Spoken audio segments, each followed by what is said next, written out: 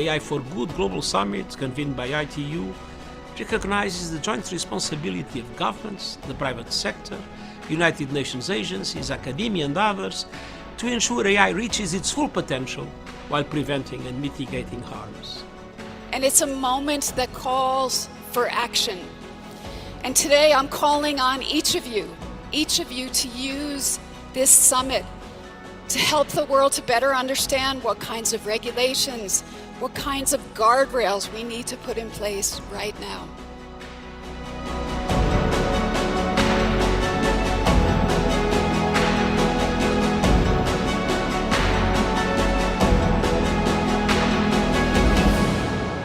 So together, let's make it innovative, let's make it safe, and let's make it responsible for all. Thank you very much.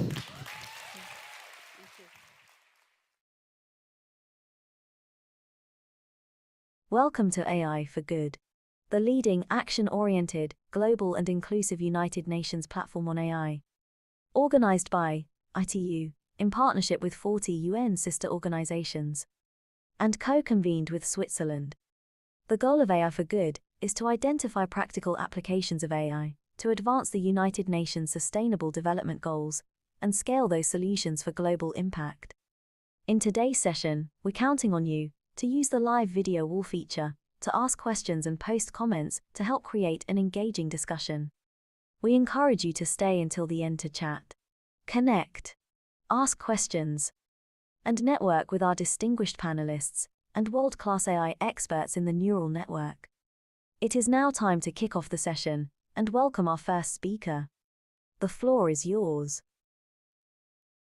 Thank you, Anna. Hello, everyone. Good morning, good afternoon, and good evening from me as well. I'm Guilherme Martinez Roura from the International Telecommunication Union. I appreciate all of you joining today's very special AI for Good session, held in celebration of Girls in ICT Day and marking the launch of the Robotics for Good Youth Challenge. On behalf of the ITU, we are delighted to officially launch the Robotics for Good Youth Challenge, the first edition of this pioneering United Nations-based educational robotics championship.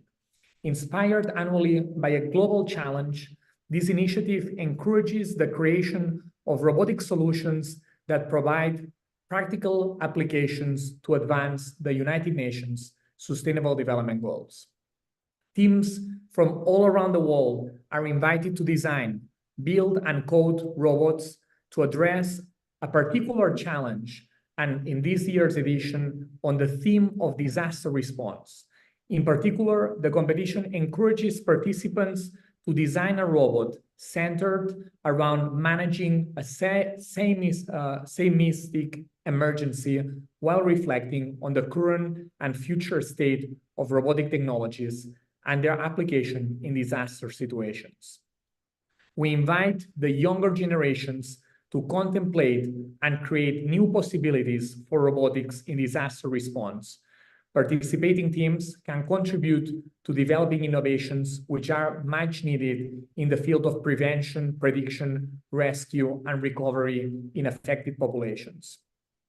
The Robotics for Good Youth Challenge empowers youth worldwide to learn robotics and coding from a young age, regardless of gender, socioeconomic background, or academic ability, ensuring that there are no limits to the participation of young students in a robotics championship. This open source global competition for youth promotes free software and hardware in robotics, enabling unrestricted assembly and programming of robots. Qualifying national tournaments for the Robotics for Good Youth Challenge are confirmed in over 16 countries, including Bolivia, Bosnia and Herzegovina, Burkina Faso, Finland, India, Kenya, Lesotho, Maldives, Nepal, Nigeria, Rwanda, South Korea, Spain, Switzerland, Zambia, and Zimbabwe, with applications still open until the 1st of June.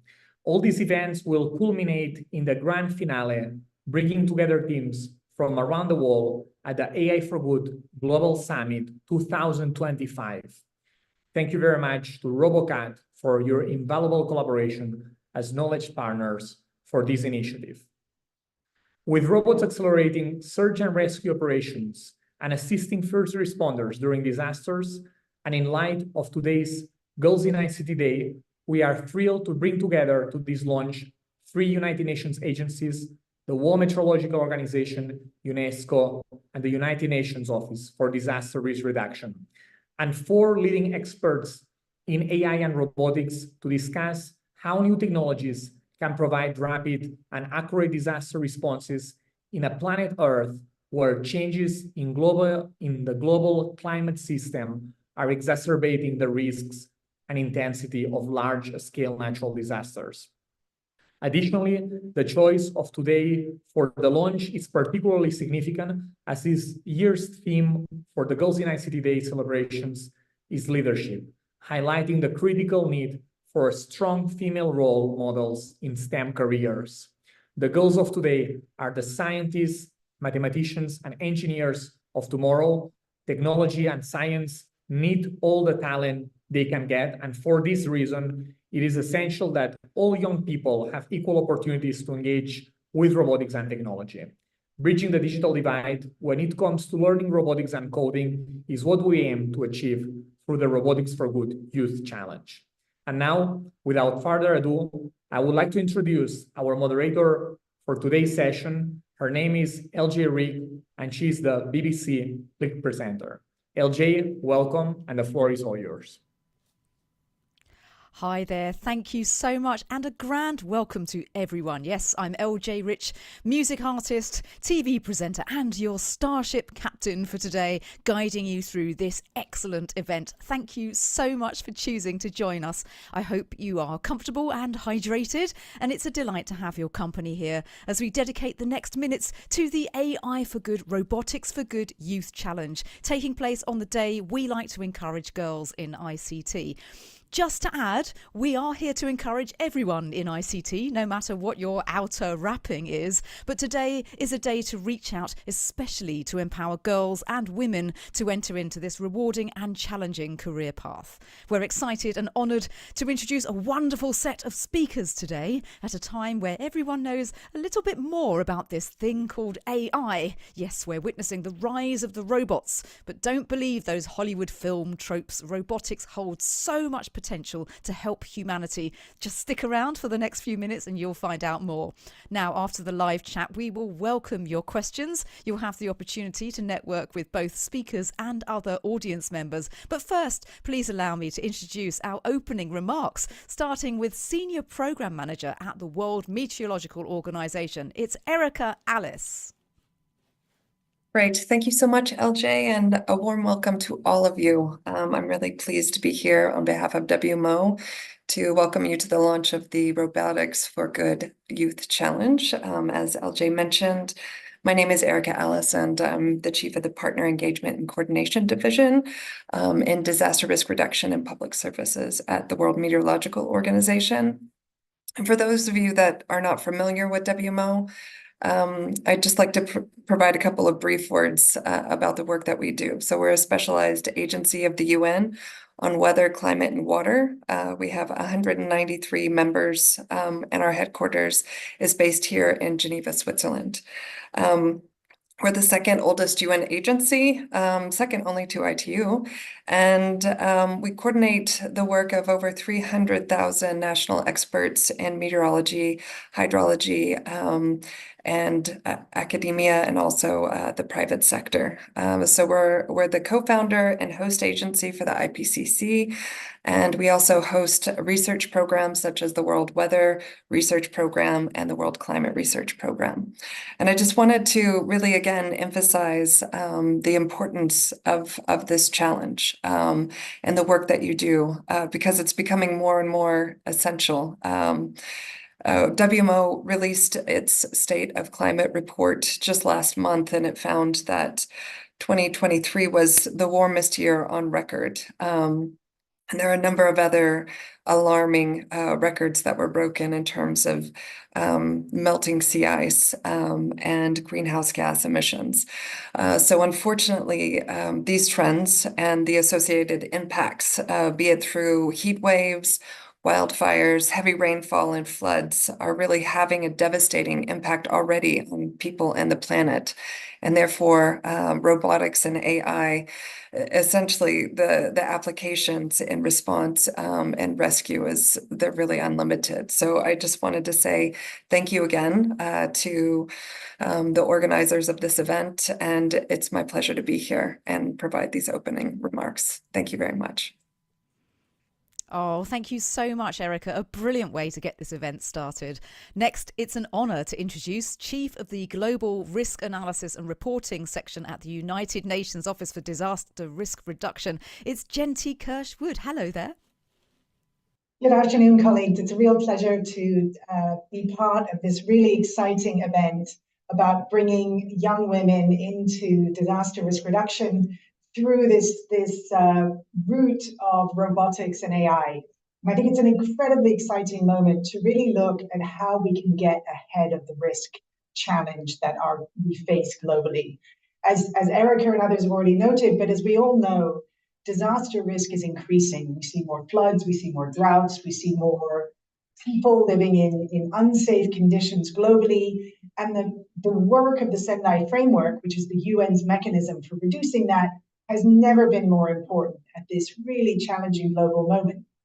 And it's clear that even when Sendai was developed 15 years ago, science and technology was really at the front. It was clear that some of the ways that we can really accelerate risk reduction, we can really help save lives, safeguard livelihoods, ensure we have a sustainable future, is really by working together to harness innovation and get ideas moving, not only in the capitals of the richest countries, but get them moving around the world to keep people safer and to build a more sustainable and safe future.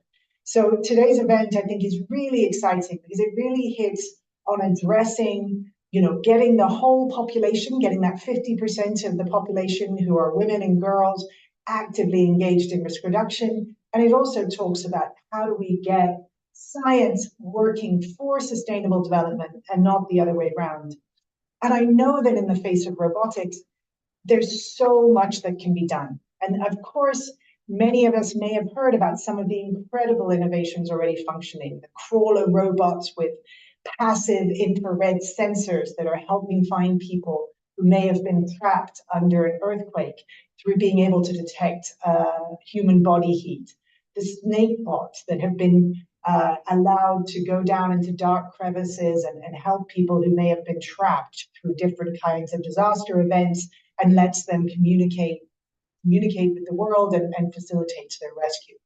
We know that there are a lot of response-based tools in terms of using information for early warning, for action, but there are also opportunities to use robotics and to use AI for disaster prevention.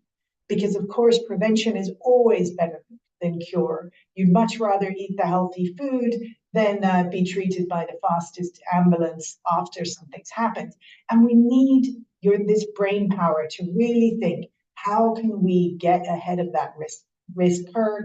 How can we get robots and AI thinking about challenges like how do we understand risk? How do we get in front of issues like forest fires and see what we could do to use AI technology to find ways of reducing the risk, helping people know how they can take action to make their houses safer before the disaster strikes. And then, of course, once it's there, yes, let's harness that capacity. Let's use the robotics. But again, I just want to stress the incredible importance also of preemptive risk reduction. And of course, this has never been, we've never lived in a time when there are so many possibilities, not only for technological advancement, but also for women and girls to really leverage and create partnerships across the private and the public sector. Here at UNDRR, we have partnerships with the insurance sector, but also with Microsoft and organizations like Planet to look at how risk information can be better used in places like Ethiopia or the Sahel to really try and help make pastoralists safer as they go through their work, keep them shielded from some of the climate and other risks that they may face moving forward. So I'm really excited to learn from some of the suggestions and the innovations that are going to be on the table today. Really want to thank ITU and the organizers for putting this at the top of the agenda. And I really want to, just really strongly say risk reduction is everybody's business. And there's never been a better time to try and harness some of these exciting new technologies really for the public good and to help create a safer and more sustainable future. Thanks so much. Over to you. Oh, thank you so much, Genti. Much appreciated. Now, the UNESCO director, Francesca Pedro, couldn't make it, but I can introduce a video recorded for us that we can play now. Dear youth, colleagues, partners and participants, please kindly allow me to start with congratulating the International Telecommunication Union on the achievements carried through the wide range of activities on AI for good. It is not only a global call to advance emerging technologies, but more so, I would say, to remind us all that good, ethical and responsible practices of emerging technologies is what we should aim for. Secondly, thank you for the inviting to UNESCO ESL to join this Robotics for Good Youth Challenge launch on disaster response today and to celebrate International Girls in ICTs Today together. In facing accelerating global nature disasters, it is essential for us to explore together innovative and contextualized solutions through multi-stakeholder approaches, with youth at the center. It is important to empower young people to be agents of change and to be equipped not only with the opportunity to design robotic solutions to real-world disaster responses, but also with relevant citizenship and sustainability skills to concretely implement those solutions back at their communities to help prevent or slow down disaster impacts in their social context. With full confidence that the ITU Robotics for Good Youth Challenge will lead to the materialization of solutions and inspire a new generation of leaders in technology and sustainability, we want to highlight that this new generation must include girls and women who, are frequently underrepresented and under-recognized in STEM fields. Our 2021 report on women in higher education indicates that female participation in STEM programs can go as low as 1% in some countries. Globally, over 2/3 of countries have females making up less than a quarter of overall student populations in STEM. With this critical platform of Robotics for Good Youth Challenge, let's start early with girls who can be supported and empowered in standing at the frontiers of technological innovation and creating cutting-edge technology solutions. As the only United Nations specialized institute on higher education, UNESCO ESL is committed to joining hands with ITU in further promoting AI for good and empowering young people to be new generation of leaders in technology and sustainability. Our latest report, with the title of AI Primer for Higher Education Stakeholders, has presented what universities can support with AI integration through teaching and learning, research and development, community and industry engagement, and leadership and management, highlighting not only universities' potentials to further advance innovation, but also the responsibilities with ethical measures to ensure AI for good among various stakeholders, with students and youth being the largest stakeholder concerned.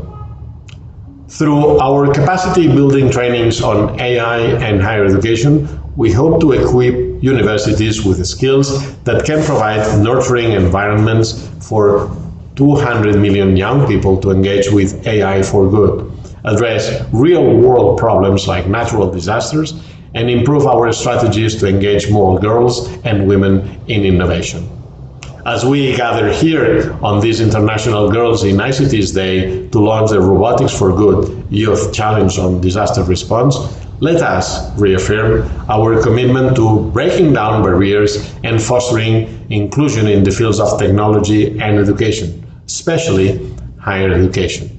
Count on us, on UNESCO ESALC, to support this initiative and being an enthusiastic partner within AI for Good initiative and the Robotics for Good Youth Challenge overall. Thank you for your attention, and congratulations again to the colleagues of ITU on this Robotics for Good Youth Challenge. Needless to say, we look forward to welcoming the innovative solutions, and at the same time, we can't wait to learn from this event, from the voices that matter the most, the girl and women innovators and experts on the panel. Thank you.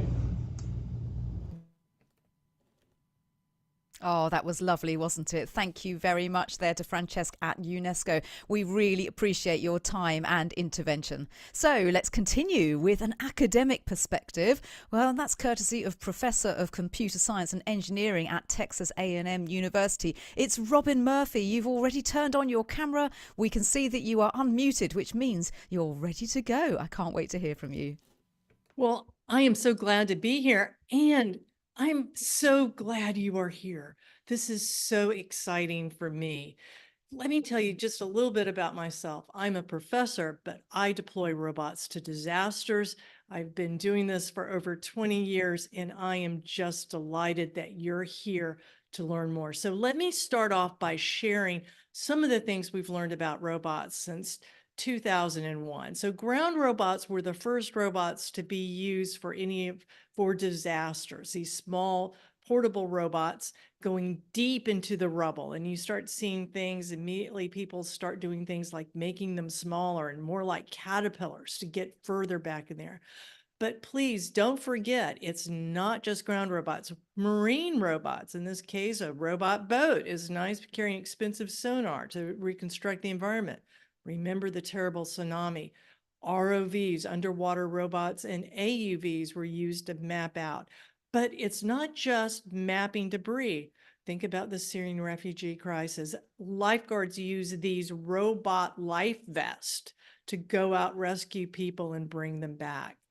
Of course, drones are the most common robots. They've been used since 2005, but really started kicking in 2017 at Harvey.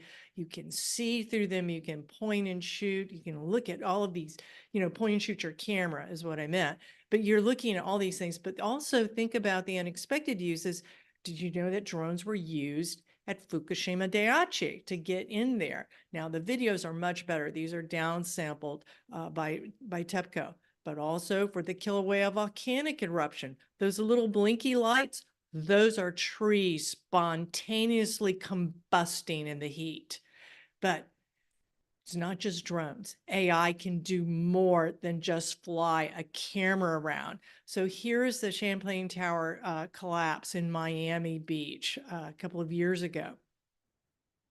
So you see the drone flying around, but look what we can do with these small drones, taking that camera image and using AI to create a 3D reconstruction. Now that 3D reconstruction has got all these details which help every day document what's going on, but can also get the elevations. So now you can say how much rubble there is, how much has been there. So the question then becomes, how much more can AI do? How much more can you do to make this better? And there's some stuff in my book, Disaster Robotics. But let's talk about AI. A lot of people think about AI as driving the robot. Let's say, making sure the drone flies around to the right places. Well, that's true. But let's think about it from this different perspective of data decision. It's not just the drone not falling out of the sky. It's how do we get the right information to the right people at the right time? So that data decision, if you've got a drone, it's producing just in the first couple of days over 60,000 images. How is a person or even a large number of people, incident commanders, going to figure that out to answer the questions? How many buildings have been damaged? Who's in trouble? How do we get them to that? So to handle that volume of data that we now get from drones, you have to go to something like, something like AI, in this case, machine learning. So if you see, the images, you can now autonomously, very quickly provide information on building damage. But it turns out that's really information that thinking of that decision part.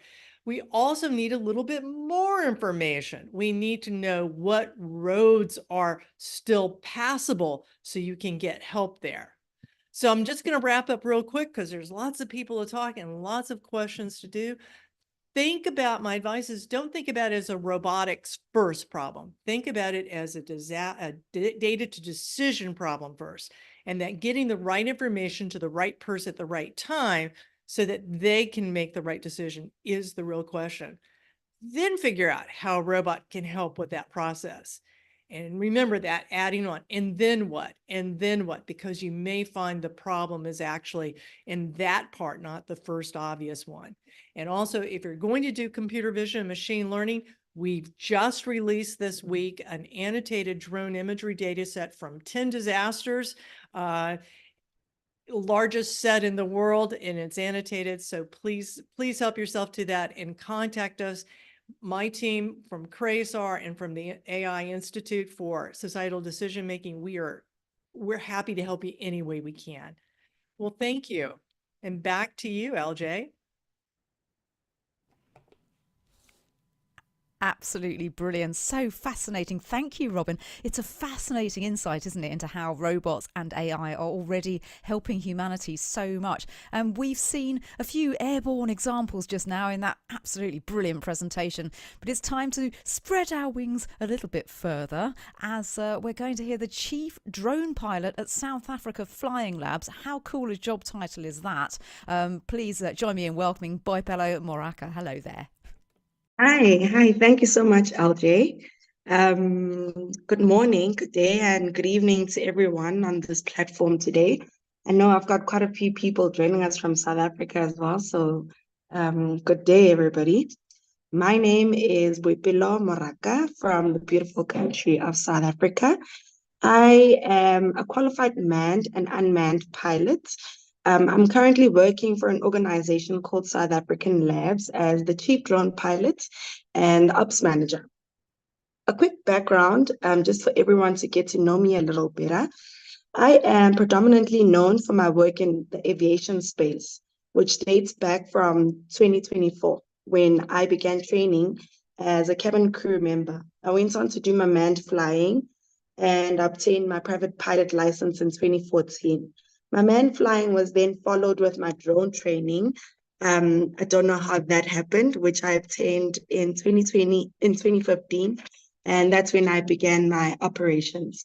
I've got quite a great background in surveying and mapping, in security surveillance, infrastructure inspection, and quite recently I've developed a love for cinematography and filmmaking. I possess a deep love for youth empowerment, as I too am a product and success of people believing in me and working hard at elevating my potential and stretching my boundaries within the industry. As I said, I am currently working with the organization called South Africa Flying Labs. I've been with SA Flying Labs since 2022.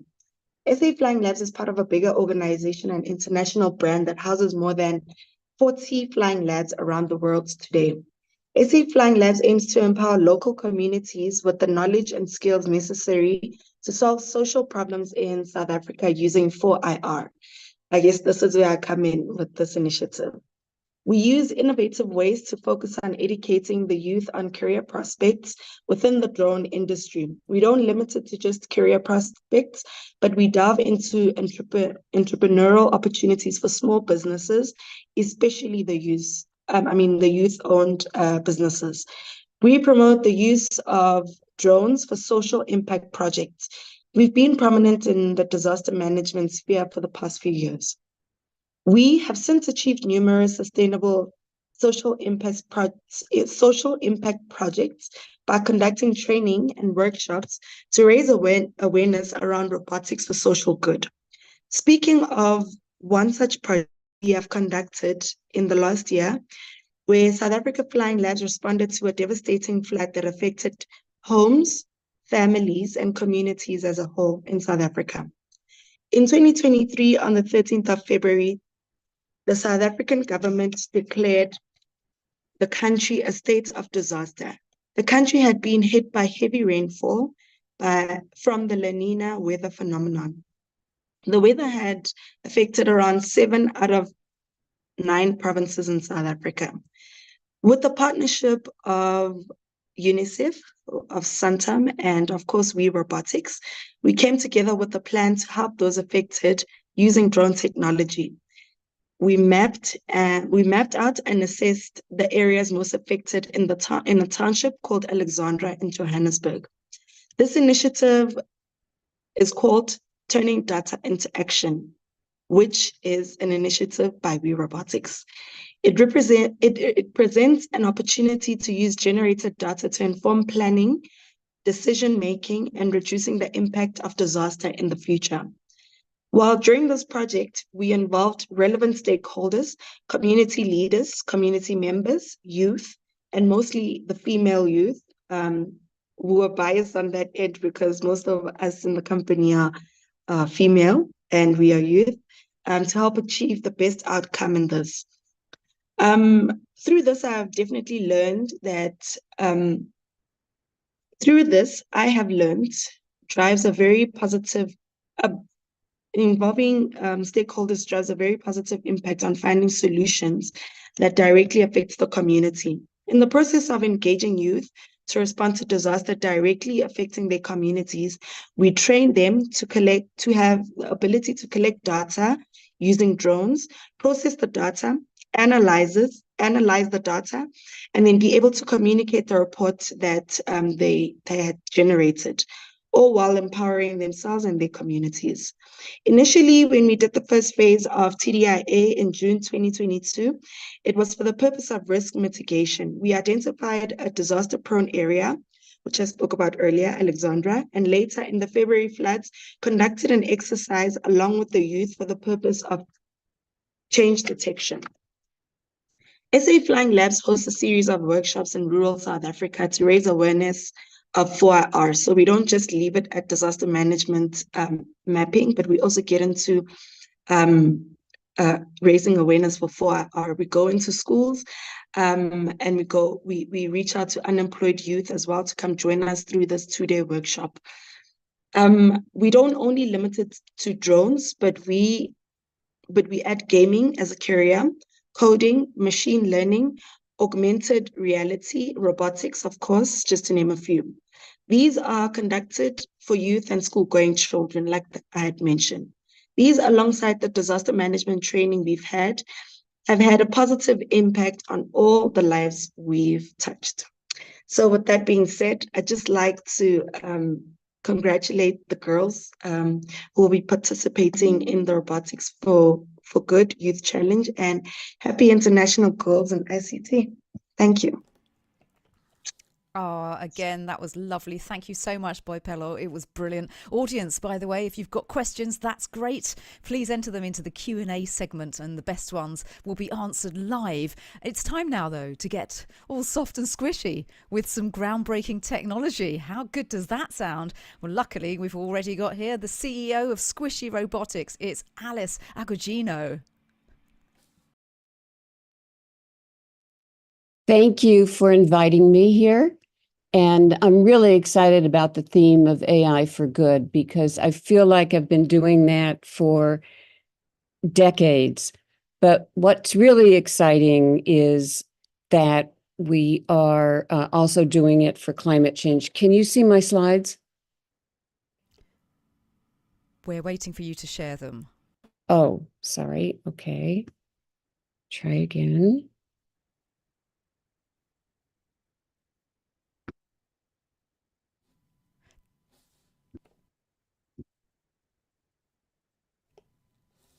Yes, we can see them.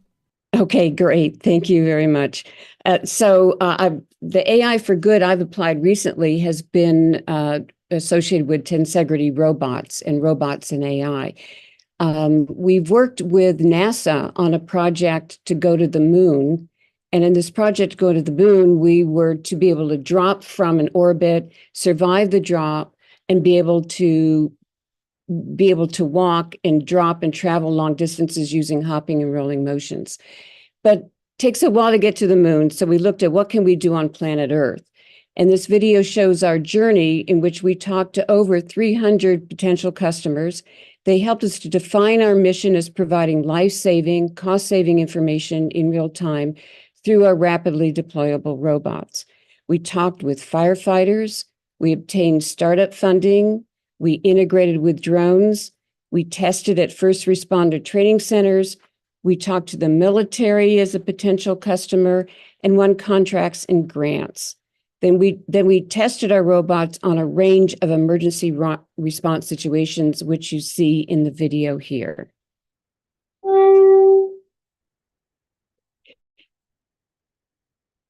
This next video demonstrates our robots being dropped by a drone into a simulated hazardous gas emergency in Los Angeles. It can survive the drop up to 300 meters or 1,000 feet.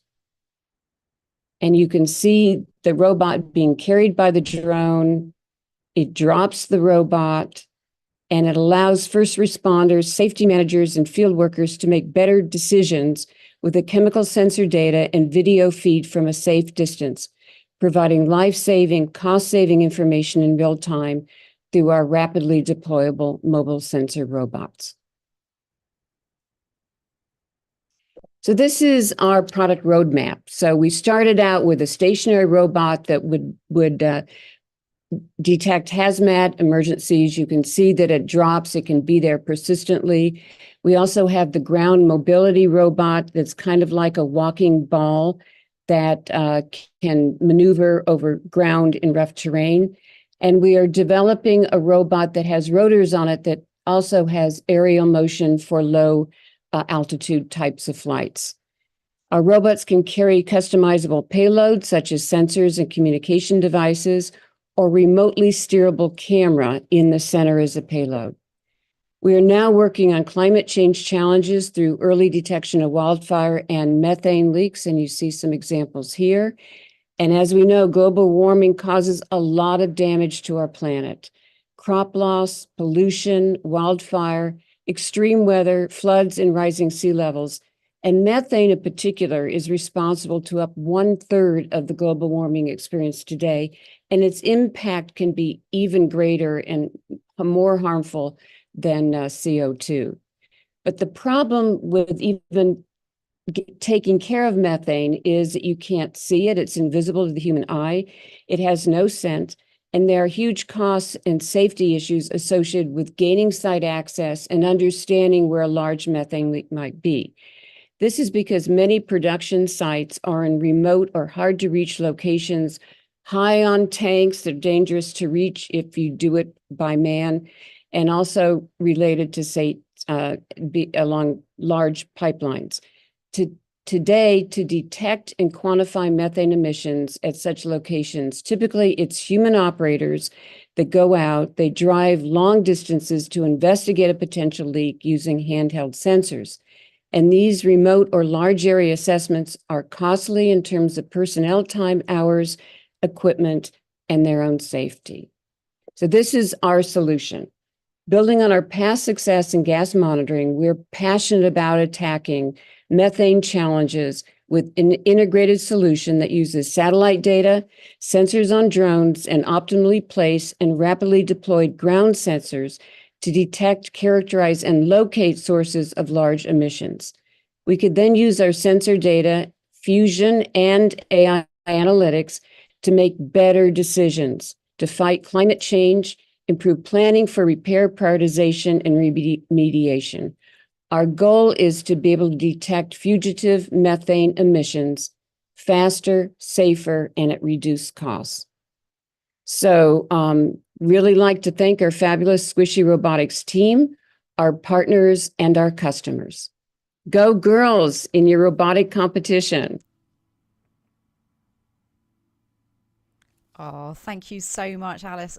Another selection of astonishing footage there to enjoy, showing just how much innovative thinking can open up so many avenues for search and rescue. That's brilliant. All right, after our final speaker, we're going to open the stage to your questions. And this is an opportunity to ask whatever you wish of our panelists. So I'm going to hand over next to our student from the University of Cambridge. That's Karishma Muthukumar for your remarks. Thank you very much.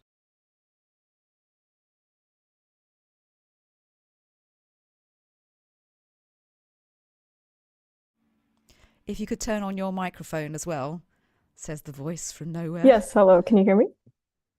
Yes. Sounds good. So hi, my name is Karishma Muthukumar. I am a master's in public policy student at the University of Cambridge, and I'm so happy to be joining you for the Robotics for Good launch day. So we know that youth innovation is so critical to our future, but why is it that so many youth really struggle to visualize themselves or envision themselves as agents of change or as young innovators? So if there's even one thing that I hope that you would take away from this presentation, it's really that young people, especially girls, can see themselves as young innovators, and I encourage you to do the same and to really step into having a voice. So what is innovation?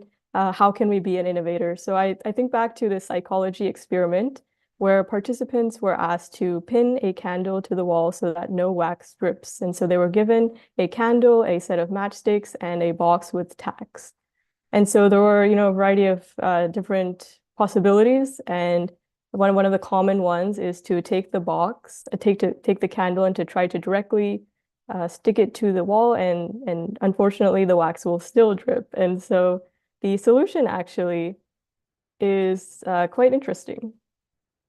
It's to use the box that's holding the tacks as a kind of stand, and then hold the candle upright as a stand to hold the candle upright. And so this is innovation because it's about thinking about these materials in new and innovative ways. And so that's something that we hope you will take away as part of this Robotics for Good challenge as well, is to think about what you have, the constraints, the limitations in new ways and new ideas. So similarly, this is my innovation. So it's actually an AI-powered emoji communication board for patients who are paralyzed and patients with locked-in syndrome. And it uses emojis, brain-computer interface to be able to effortlessly, seamlessly select emojis and to be able to communicate as a whole.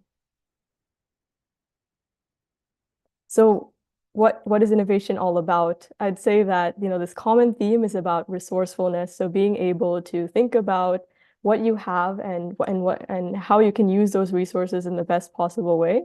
It's also about optimism and having the kind of motivation to do your best, and also to realize that even when something is not going well, that you can that there's always a next time. And that kind of leads me to this idea of the growth mindset of learning and of responsibility, of risk-taking, of collaboration, teamwork, creativity, of being able to work together as a team to solve a problem. And that's also leads me to my next point of STEM skills. And STEM skills are about problem solving, about critical thinking, about creativity and curiosity. But that's not limited to just science, technology, engineering, and math. It's also about, these humanities and social components as well. And that is something that we are looking to build as part of this Robotics for Good challenge as well. So if I had any takeaways for young innovators, for people who are, looking to be a part of this innovation for good, I would say to identify a problem and know it well. So in the case of this competition, it's about disaster response. So, perhaps interviewing some stakeholders or, taking it one step beyond the competition to really know what are the constraints of the problem, what do we have to work with, and how can we best solution. And that leads me to the next point, which is that the aha moment can really be a simple solution. So in the case of my innovation, it was using emojis as a communication tool, and not just for text-based communication or the way that it's usually used, but in the healthcare setting and being able to apply it in a new way, in a new application. And this is also a common theme, is that perfect is the enemy of good. And that's the idea that sometimes good is simply good enough. And it's just a good idea to just, get started there, especially with young innovators. And I see that there is kind of a tendency to have that aim for perfection, and that kind of leads to a that's really challenging, because then we don't get started, and getting started is especially important for this good future. And that also kind of leads me to my next point, which is consistency. So really being consistent with your approach, and taking it one step at a time, and being consistent in that aspect as well. But most of all, I just want to leave you with this, is that your potential as a young innovator, as a young person looking to innovate, is that your potential is much beyond what you believe it to be. And so I really hope that that you take this with you.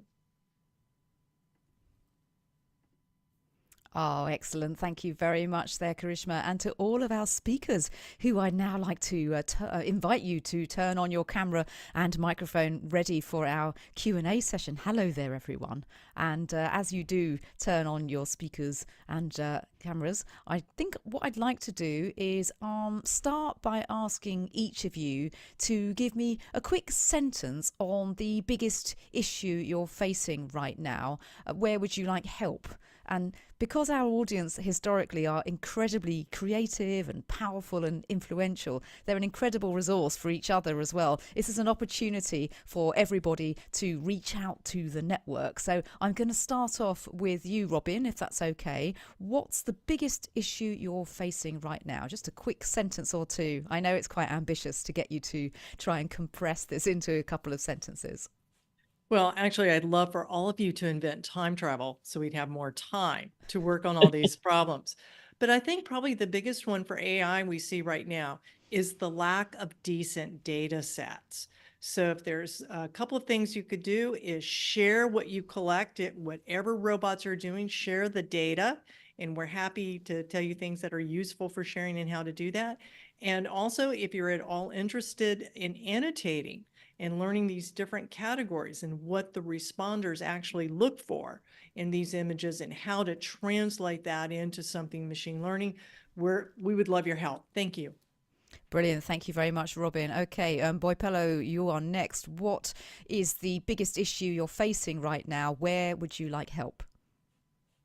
Most certainly, as the organization SA Flying Labs, just going to put it bluntly, we would love to reach more South Africans, more areas, more communities.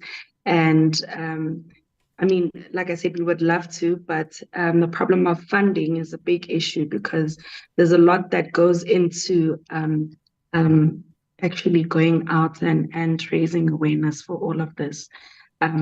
More hands, more funding, more money.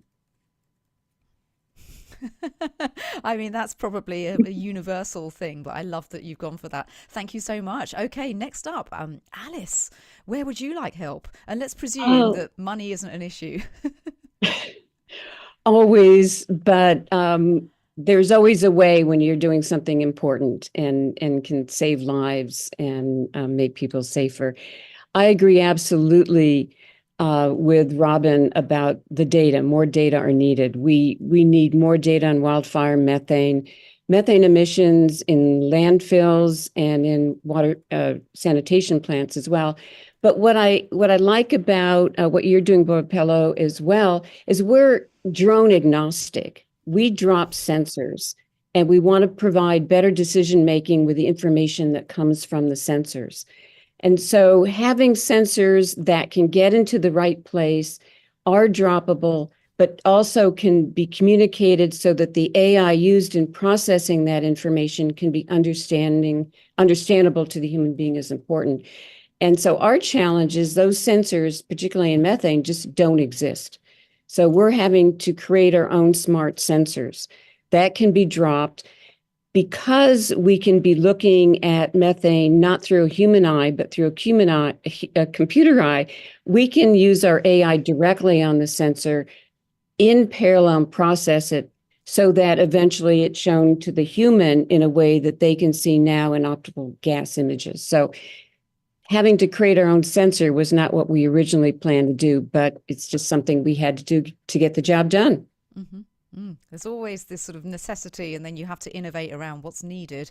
Brilliant, excellent. Okay, Karishma, over to you. The same question. So a quick sentence on the biggest issue you face right now and where you would like help.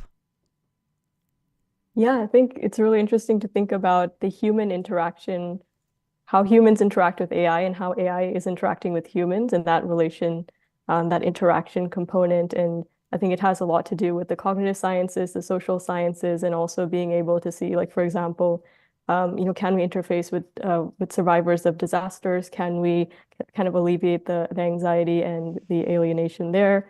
And how can we best equip our robots how can we best equip people to interface with these robots and vice versa? And so I think that's a really crucial, critical component of that. Yeah, I think working out how people and robots can interact probably requires a really rather excellent data set. And I'm kind of, I think, Robin, you'd like to follow up with this idea of how we can collect data better. Yeah, I think that one of the things that is we're hearing all of us are talking about, you need to have data that's local, data that's relevant, and also empathy. And that's the one of the things, and that local impact, right, that Bopella's talking about. And that's y'all.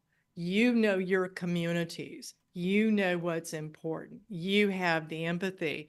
And so if you can help us with collecting the data, letting us know what needs to be collected, knowing that, I think, don't underestimate the value of your citizen science. It's not out there, it's with you.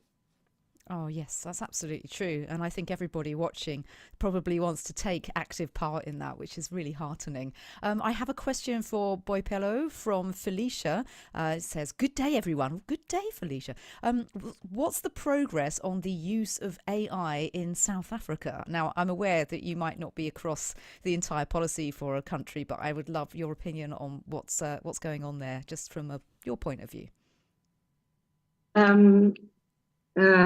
Just with the history of South Africa on its own, it was expected for us to sort of be in the back burner, and well, first world countries are first within the whole technology space. But I'm very proud of the progress that the people of South Africa are doing. At first, people were not really embracing it as much as they should have, or as much as they are right now, because of the whole thing of people are going to be losing their jobs once the AI takes over. But people are embracing it. They realize that it's bettering their lives. They're able to upskill themselves, which is very important, so that they are in tune with everything else that the rest of the world is doing.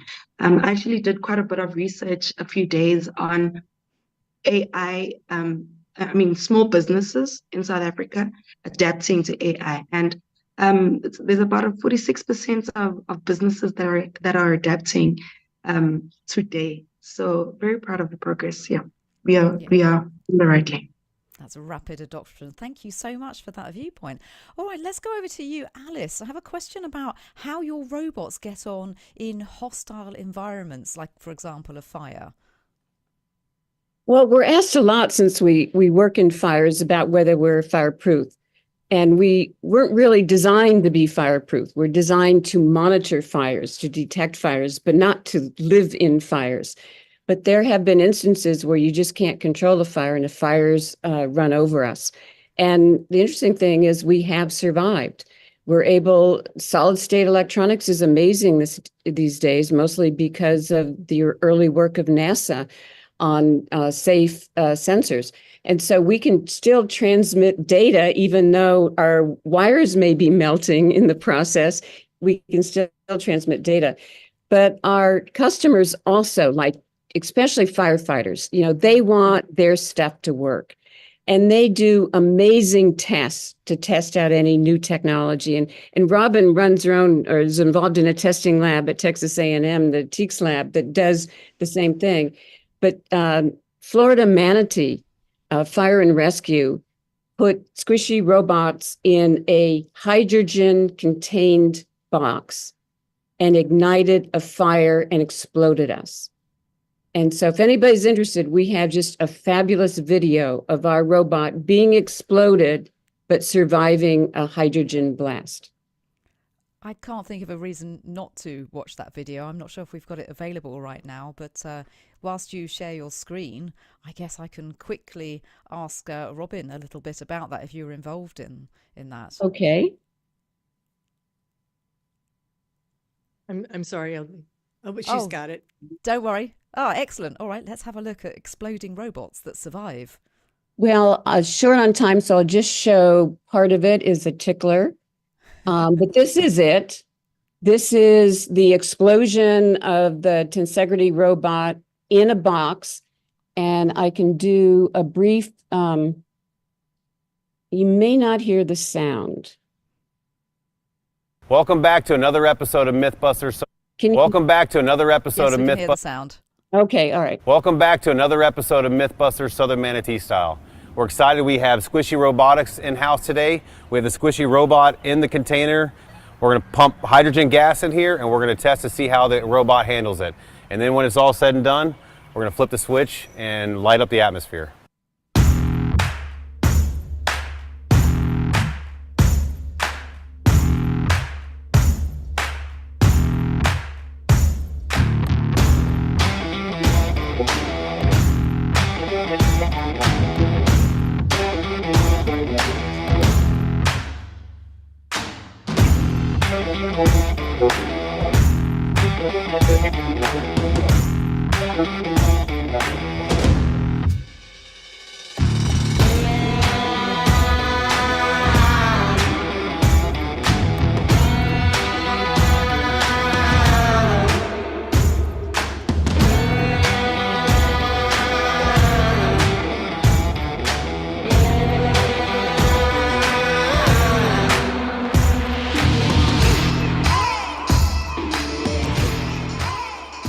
Yeah, today it was great. This is the actual robot that we blew up today.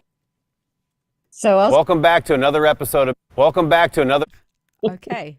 We've been welcomed quite a lot there with the technology behind our presentation. That looks really exciting.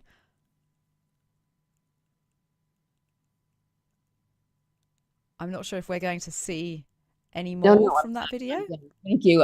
And so if you go to Squishy Robotics website, you can see the full video. Okay. But that was a tickler. Thank you. Brilliant. Thank you very much indeed. I am going to head over to you next, Robin, because I'm aware that, like me, you're a bit of a fan of science fiction. So I'm going to ask you what has inspired you from the worlds of science fiction that you are kind of working on now. You know, there's not a lot from a specific science fiction that has inspired me. I mean, there's things like, you know, I know people that said, oh, I saw 2001: A Space Odyssey and I wanted to build HAL and things like that.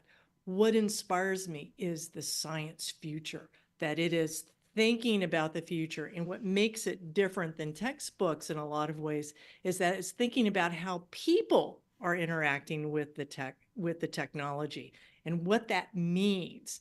And so for me, that's a really big deal. All of the robots in my lab are named after women science fiction writers that have written about robots because they're women who've seen the future. So we have 5 little drones that we call the Marthas, after Martha Wells in the Murderbot Diaries, which is a fantastic series, and things like that. So we try to look forward from that perspective, LJ. Oh, brilliant. That's actually next on my audiobook list, is the Murderbot Diaries, being a very strong fan of science fiction. Okay, who else am I going to bring in? Let's bring Boipelo back in here, because I think you've got a really unique viewpoint in terms of you're using this technology every day. Have you noticed any particularly interesting innovations since you started working with flying machines? Sorry, please repeat that. Yes, of course. I'd just like to know what you've noticed in terms of progress since when you first sort of picked up a drone controller, and now when you're doing a lot of the flying work that you do. What are the main innovations that you've seen in the last few years? And perhaps if you'd like to talk about what you think might be coming down the line, or what you'd like to happen. There's quite a bit that we would love to happen. We, as South African Flying Labs, actually have just manufactured our own drone and disaster management that has a speaker that's attached to it at the bottom. So that's an in-house prototype that we've created ourselves. We are hoping that as time goes on, we can have a drone that is able to take out that speaker, put in another payload, which is probably a camera or a thermal camera for search and rescue. So we are trying to elevate at the times with the, trying to teach the kids, trying to teach the youth, trying to rope in the relevant people to try to get technology from what it was in South Africa to what it is now in the standard of the rest of the world. Brilliant. Thank you very much. Have another question here from Kromsche. What's the most important Robotics for Good initiatives solving real ground problems? I think this might be one for you, Robin, actually. Glacier meltings, landslides, flooding, reducing climate change. Are there any Robotics for Good initiatives that you think are worth highlighting? They're all good, but flooding has a particular place in my heart because it's the #1 disaster worldwide and for any country, and #1 in terms of the number of deaths and the economic impact, the way it takes after these severe floods, how to impact them. A lot of times they're local, so they don't make as much, media presence as a big wildfire or a big hurricane or a cyclone.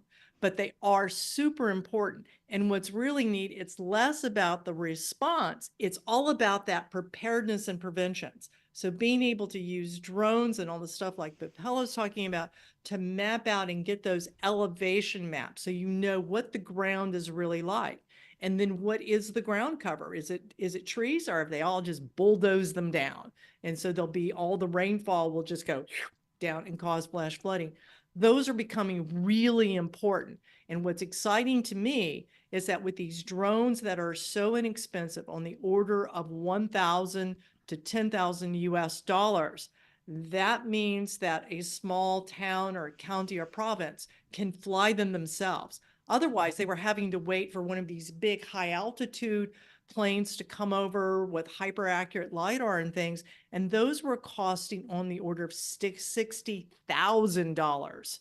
And so they just couldn't afford it. So now groups like Flying Labs can just change the world. So I'm excited about that. Brilliant. Thank you very much.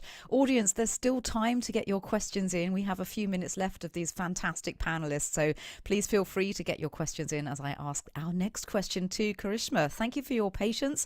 I want to speak a little bit more about the aha moment, that elusive thing that many of us who create, we chase after that aha moment. And I'd just like to hear your thoughts on what young innovators can do towards that aha moment. Are there any cheat codes on how to get there quicker? Yeah, that's a really good question. I'd say that there is a lot of emphasis on the ideation phase and trying to come up with an idea. And I also want to preface this by saying that sometimes, the first idea is not always going to be the best idea. And so also having the kind of experimentation component of being able to go through different ideas and realize that, maybe this is not working, and having mentorship to be able to understand that certain ideas, might not be able to pan out, and experimenting with that. So I think it really starts with understanding the problem well, first of all. So in the context of this challenge, like probably identifying a natural disaster, looking at, past innovations to be able to understand what has been done before and to be able to, imagine what can be done next. And so I'd say that, really encourage you to go beyond the rule book. That means like meeting with people, meeting with stakeholders, getting a sense of what the problem really is and learning about those experiences and getting firsthand experiences, even before we start the innovation process. So I just want to emphasize also the central theme of, sometimes a aha moment also can be about a simple solution. So something that, just seems so out of the ordinary, or something so simple that we never even thought about it. So just to emphasize that as well. Brilliant. Thank you. Actually, Boipelo, can I bring you in here? Because I know that mentoring and training is a big part of your sort of passion and expertise. So do you have any tips on either being a good mentor or even a good mentee, or anything that you would like to add in the area of training, facilitation and mentoring? Um, Truly, honestly, I just feel like having to find the having to identify the problem within your mentee as a mentor. I've been on both sides. I'm still being mentored right now. And I am a mentor to many other people around South Africa. So identifying the true problem of what that individual is facing, and that way you're able to relate on a more, I'm sorry to mention this, but I've got a toddler, and my mom keeps saying, go straight to her level to understand what she's going through.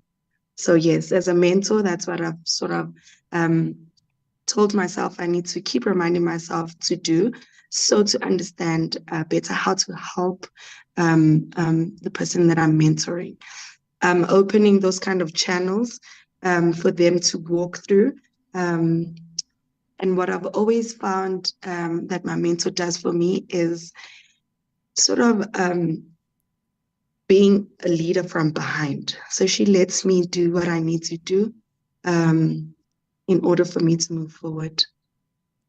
Oh, that's lovely. And thank you for sharing so much as well. I think it's a incredibly amazing thing when you try and sort of get on the level of a younger person, like a really young person who might still be getting a hang of the world. And then you can see these parallels when people join and they're new to doing an activity. They might not be toddlers or sort of children, but they're still going to have this need to learn. And it's wonderful to be a mentor and a mentee at the same time. I too do both, and they're both completely overwhelming. I would love to bring Alice and Robin in here because I'm pretty certain that both of you do this sort of thing. In terms of Alice, you taught in 8 departments in the UC Berkeley campus. Have I got that right?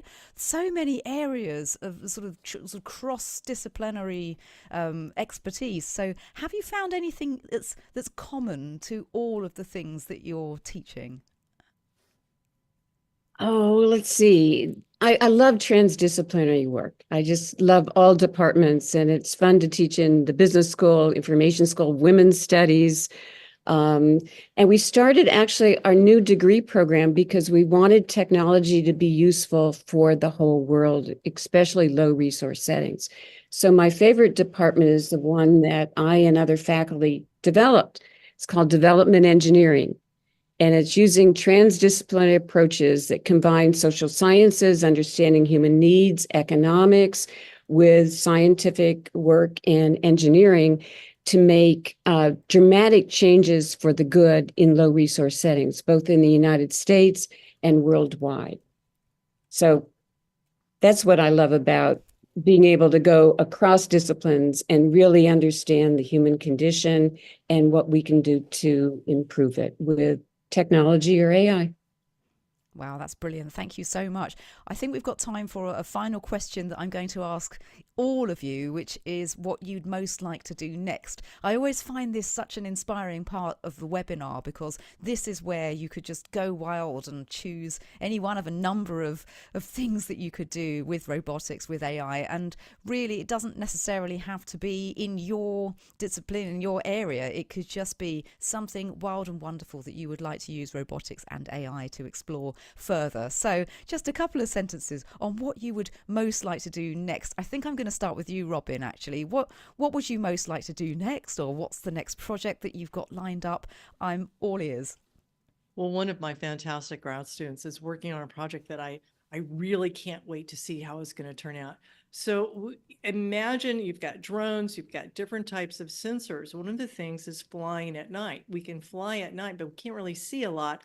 Thermal sensing is fuzzy because heat sensing. But what if we've trained all of our models to look with whatever sensors were available, EO, thermal, regular cameras, thermal, LiDAR, satellite and stuff. And now we get the thermal, but it puts it into as if you were seeing it from a regular camera. Oh, wouldn't that be great? Because then you could look and say, oh man, that looks really fuzzy. Oh, that's really part of the building over here. We need to check that out. Send somebody, let's prioritize that. And so now we would be able to use those time between sunset and sunrise, where typically response crews don't work because it's too dangerous, we could have drones working 24/7 and doing that information. So it's just not getting more images that everybody gets overwhelmed with. So that would be my big, magic wand moment. No, I love it. That's brilliant. All right, Karishma, I'm actually going to come to you next with the same question. Just a couple of sentences on what you'd most like to do next. Obviously, you can go anywhere, do anything. I think I'm really interested in using AI and robotics to understand the human mind. I think there's so much about neuroscience and about the way that humans think that we really don't know about. And I think it'd be interesting to use that to be able to map and to understand and to maybe draw parallels between artificial intelligence and human intelligence. And so I'm really interested in kind of exploring that further. Yes, there's something amazing about the human-machine interface when you start introducing extra intuitive aspects of it. Thank you very much. All right, who's next? Yes, it's going to be Alice. So what would you most like to do next? Another opportunity where you could go in any direction, and I'd love to know. Well, I love all the things that have been brought up before, and I want to do all of those. But, I'd like to go back to our roots in my research and get to the moon and be able to continue our scientific exploration with our rolling robot and just better understand remote and dangerous terrain. Yes, it's a long way to the moon, but not so long if you are from Squishy Robotics, it sounds. That does sound fascinating, actually. I've always wanted to experience zero gravity, which is completely aside from everything else that we've been talking about. Okay, we've just got one person left to ask about this, where you would most like to go next or what you would most like to do next. Boipelo, over to you. As myself, I've just grown a huge interest in cinematography and film. So go delve more into the FPV. That'd be fun, as well as entertainment for the kids. Some great drone shows. Loving that right now. So just like to go on that. So I'll just translate for anyone watching. FPV is first person view, and I experienced that about 8 or 9 years ago when the technology was new, and it means that you wear goggles, glasses with screens in, and then you get a view as if you are the drone that's flying. So you can be flying high above a city. It's a hypnotic and also a wonderfully freeing experience. And yeah, I can imagine children really enjoying that, adults also. So thank you very much for such an inspiring final question. I think at this point it's a really natural time to conclude our launch event. And audience, I really hope you enjoyed our time together. I enjoyed all of your questions as well. And thank you to our incredible speakers. The AV, as always, absolutely brilliant. Thank you also to the audience and the organising team. We really appreciate your time and attention.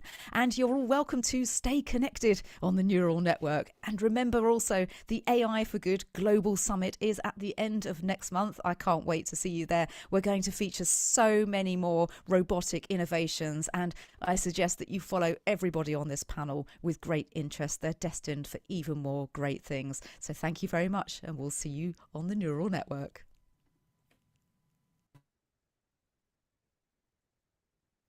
Thank you for participating in today's AI for Good session.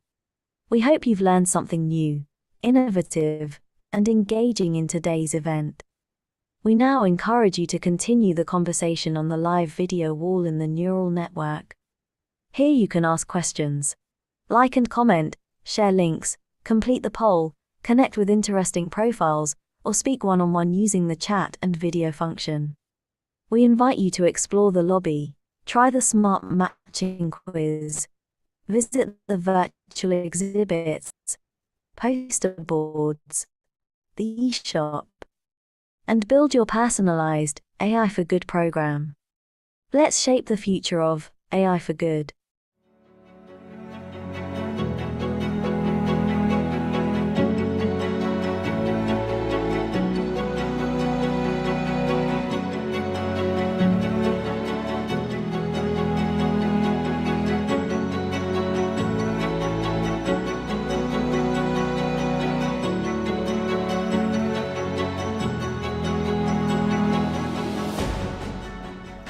The AI for Good Global Summit, convened by ITU, recognizes the joint responsibility of governments, the private sector, United Nations agencies, academia and others to ensure AI reaches its full potential while preventing and mitigating harms. And it's a moment that calls for action. And today I'm calling on each of you to use this summit to help the world to better understand what kinds of regulations, what kinds of guardrails we need to put in place right now.